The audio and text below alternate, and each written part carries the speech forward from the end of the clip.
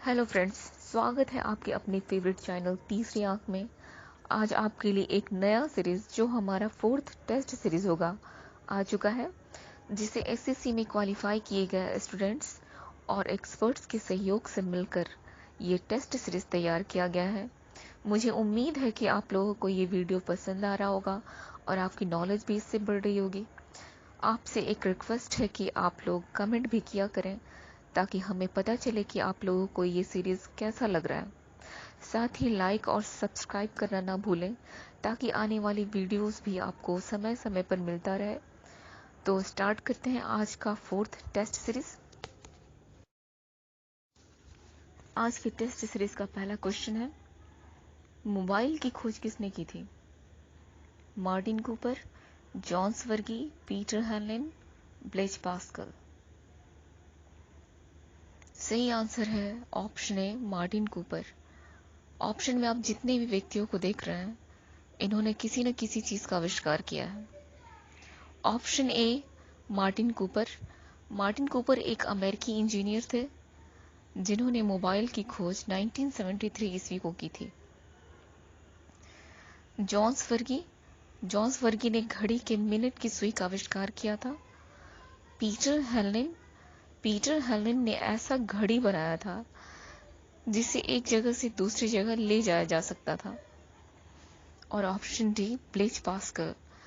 Blaise Pascal ने ऐसी घड़ी का आविष्कार किया जो वर्तमान समय में हम अपने हाथों पर पहनते हैं। और भारत में पहला मोबाइल का आगमन 31 जुलाई 1985 में हुआ था। अगला क्वेश्चन, बाबर का मकबरा कहाँ स्थित है? अयोध्या, आगरा, काबुल, कंधार। सही आंसर है ऑप्शन सी, काबुल। आइए थोड़ी डिटेल्स जान लेते हैं इस पे। बाबर मुगल वंश का संस्थापक था।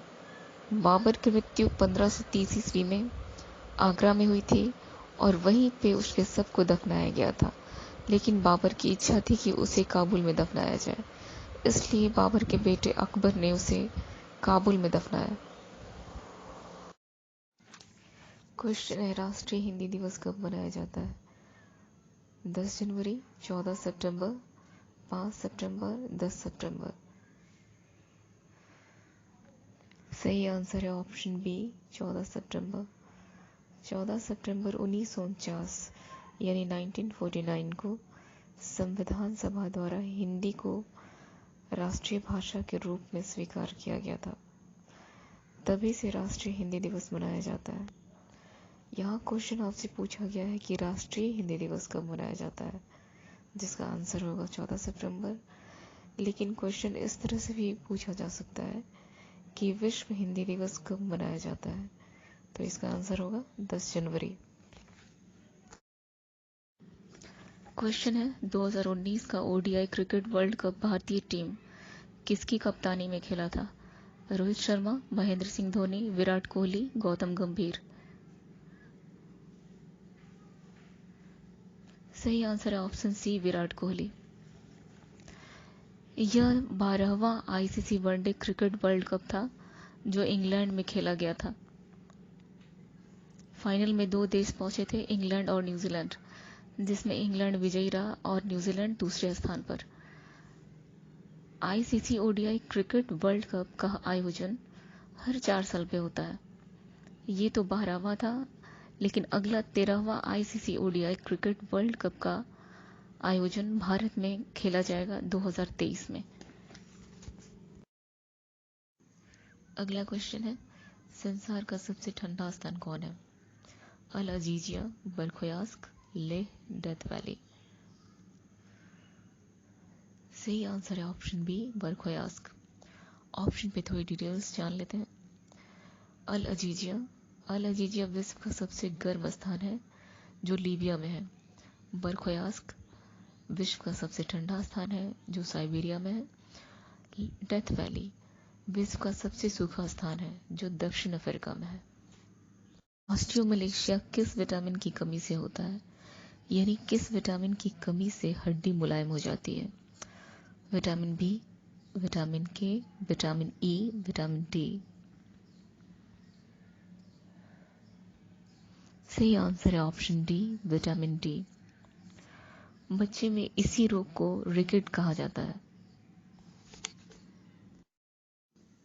क्वेश्चन है, भारत के पहले सीडीएस यानी चीफ ऑफ डिफेंस स्टाफ कौन है?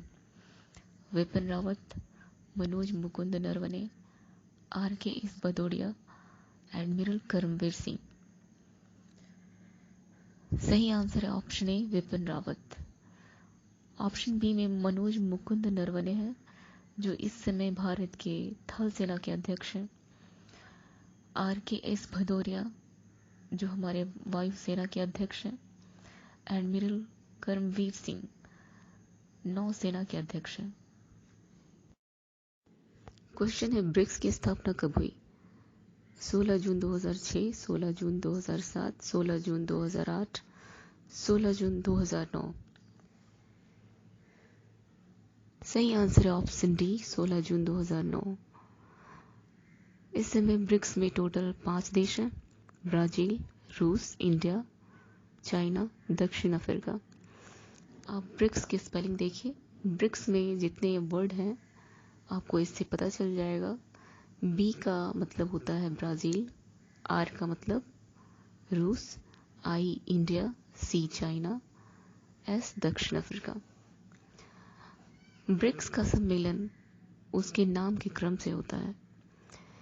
ब्रिक्स का 11वां शिखर सम्मेलन ब्राजील में हुआ था, तो 12वां शिखर सम्मेलन 2020 में कहाँ होगा? तो आप देख सकते हैं ब्राजील में हो चुका है, यानी बी जो है ब्राजील में हो चुका है। नेक्स्ट क्या है?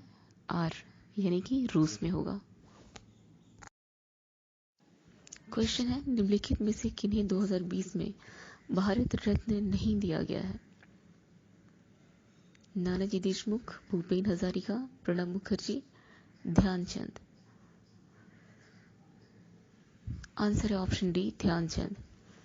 भारत रत्न 2020 में 3 लोगों को मिला है, नानाजी देशमुख, भूपेन हजारिका और प्रणब मुखर्जी। साथ में ये भी जान लीजिए कि पद्मश्री और पद्म भूषण 2020 में कितने लोगों को मिला है। पद्मश्री 2020 में 118 लोगों को मिला है, पद्म भूषण 2020 में 16 लोगों को मिला है। हाल ही के एग्ज़ाम जो मार्च 2020 में CHSL का एग्ज़ाम हुआ था, उसमें ये क्वेश्चन पूछा गया था कि 2020 में पद्म भूषण कितने लोगों को दिया गया है। तो इसका आंसर मैंने अभी आपको बताया कि 16 लोगों को दिया गया था। इसलिए सारे क्वेश्चन को समझते हुए पढ़ना है और उसे याद भी करना है। अगला क्वेश्चन है आपके सामने, 2019 में बिहार में लोकसभा सीटों की संख्या कितनी थी? 38, 40, 54, 80। सही आंसर है ऑप्शन बी, 40। क्वेश्चन है, ग्रैंड मास्टर शब्द किस खेल से संबंधित है? क्रिकेट, शतरंज, टेबल टेनिस, लॉन टेनिस। सही आंसर है ऑप्शन बी, शतरंज। विश्वनाथन आनंद का नाम आपने जरूर सुना होगा, जो शतरंज के खिलाड़ी हैं जिन्होंने 5 बार विश्व शतरंज चैंपियनशिप जीता है। अगला क्वेश्चन, लेंस की शक्ति का SI मात्रक क्या है? kWh यानी कि किलोवाट घंटा, जूल, डायोप्टर, वाट। सही आंसर है ऑप्शन सी, डायोप्टर। क्वेश्चन है, निम्नलिखित में से कौन सा प्लास्टिड पौधे के पत्तों को हरा रंग देने के लिए जिम्मेदार है? Chloroplast, leucoplast, proteinoplast, chromoplast. सही आंसर है ऑप्शन ए, क्लोरोप्लास्ट। क्वेश्चन है, हमारे भारतीय संविधान में कितने मौलिक कर्तव्यों का वर्णन किया गया है? 12, 8, 11, 9। सही आंसर है ऑप्शन सी, 11। भारत में सुपर कंप्यूटर परम का निर्माण कहाँ किया गया था? पुणे, बेंगलोर, अहमदाबाद, महाराष्ट्र।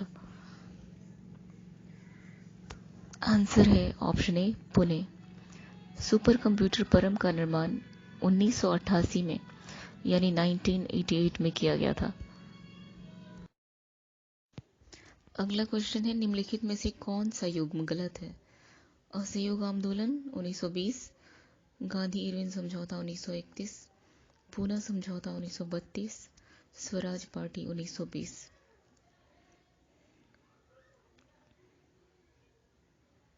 ऑप्शन डी गलत है, स्वराज पार्टी, क्योंकि स्वराज पार्टी 1920 में नहीं 1923 में यानी कि 1923 में मोतीलाल नेहरू के द्वारा किया गया था।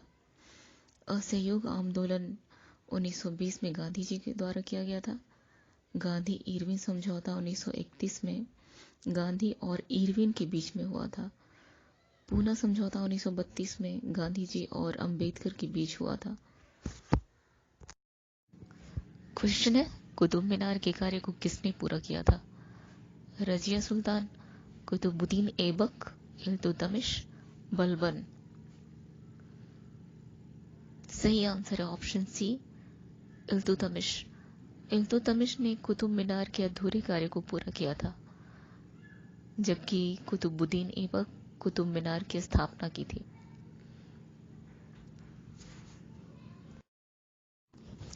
चेंजिंग इंडिया पुस्तक के लेखक कौन है? नरेंद्र मोदी, अमित शाह, सोनिया गांधी, मनमोहन सिंह। सही आंसर है ऑप्शन डी, मनमोहन सिंह।